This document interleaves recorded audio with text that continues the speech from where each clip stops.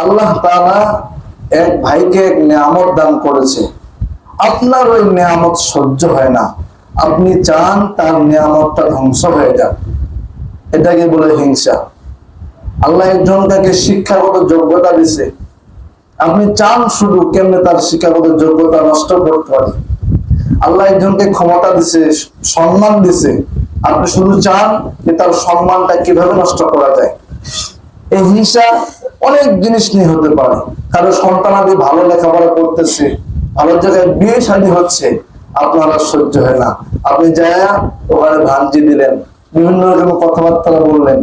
আমার সন্তান, আমার মেয়ে এক জায়গায় বিয়ে হয়েছে, এর থেকে ভালো জায়গায় ওর মেয়ের বিয়ে হবে, এটাই হতে পারে? আপনি হিংসা করলেন। বন্ধুগণ আমার, এই হিংসার কারণে কোনো ভাই ভালো রেজাল্ট করছে, হাই হাই তার ছেলে ভালো রেজাল্ট করলো, ভালো জায়গায় চাকরি পায় যাবে, কেমনি চাকরি যেন সে ভালো জায়গায় না পায়, আপনি তার পিছনে লেগে গেলেন, এটাকে বলে হিংসা। এটা কি বলে ভাই? হিংসা। এক কথায় শেষ, সে নিজের ভালোটা চায়, অন্যের ভালো কখনো চায় না, এটাকে হিংসা বলে। এক ছোট্ট একটি উদাহরণ দিই। এক দরবেশ বাবা এক বাড়িতে যায়, বলতেছে যে শোনো, আমি তো দরবেশ, আমি আল্লাহর কাছে যে দোয়াই করে আল্লাহ কবুল করে, তুমি আমার কাছে যেটাই চাইবা আমি আল্লাহর কাছে দোয়া করবো, আল্লাহ তোমাকে সেটাই দিবি।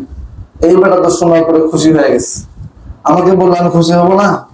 খুশি হয়ে গেছে। দরবেশ ভাই বলতেছে একটা শর্ত আছে, তবে কি শর্ত? সেটা হলো তুমি আমার কাছে যে জিনিস চাইবা, দোয়া করলে তুমি সেটা পাইবা, কিন্তু তোমার পাশের যে প্রতিবেশী আছে সে পাবে দুইটা। তুমি একটা বাড়ি আমার কাছে আবদার করলে তোমার জন্য আমি একটা বাড়ি দোয়া করবো, একটা বাড়ি তুমি পাবে, আর তোমার পাশের প্রতিবেশী বাড়ি পাবে কয়টা? দুইটা। তুমি পাবে গাড়ি একটা, ওইভাবে দুইটা। এভাবে তুমি যা চাইবা সব তুমি পাবে, কিন্তু তোমার থেকে দ্বিগুণ বেশি পাবে তোমার প্রতিবেশী। এবারে বলতেছে না না না, তাহলে আমার কোনো দরকার নেই, আমার থেকে আমার প্রতিবেশী বেশি বড় হয়ে যাবে, আমার দরকার নেই। এই দরবেশ বাবা চলে গেছে। সন্ধ্যাবেলা তখন তার স্ত্রী ঘরে আসছে, এসে সন্ধ্যাবেলা স্ত্রীর সাথে গল্প করতেছে, আজকে তো দরবেশ বাবা আসছিল, এসে এমন এমন ঘটনা। তখন বলতেছে তুমি সেই দরবেশ বাবা কেন তাড়িয়ে দিয়েছো?